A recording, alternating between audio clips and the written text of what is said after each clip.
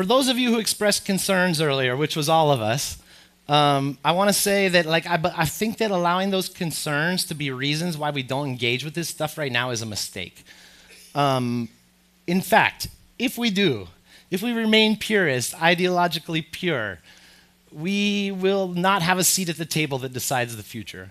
I think that the most critical, the most skeptical people need to engage in this stuff so that we can form a choir of voices, both the hypers and the doomers at the same time, talking about that human middle path. So if you're feeling resistance, I would take that and channel it into, an energetic pathway into the future where you're learning about this stuff, educating other people, and claiming your seat at the table that decides where we're going with all of this stuff. Now's the time to start. Events like this is the first one. Sabella, thank you for having me here, sir. I see a conversation forming already around where do we want this to come into our studios, into our careers? What stuff can we leave behind? How can we make a uniquely Brazilian expression of AI when it comes to cinema? Now's the time to start forming those things. You should start a meetup group here in Sao Paulo, where you just get together, creative filmmakers, animators, visual effects people on the regular, to fight about stuff, to argue about things, to bring others, to show work. There's way too many things to keep your eye on the ball right now. This idea of getting caught up or up to speed is like an illusion. The best we can do is find ourselves in these virtuous communities where a guy like me is going down one rabbit hole, sharing the results with you. You're off doing another thing, bringing that back to the group. Experimentation, community, these are the types of things that I think that we need to start to implement now in order to build and if guys like you and I do it, we can bring up the whole capacity of the people around us, right? I heard just recently that proximity to Silicon Valley as it relates to AI, geographical proximity, is one of the main determining factors in whether people will adopt this kind of stuff or not.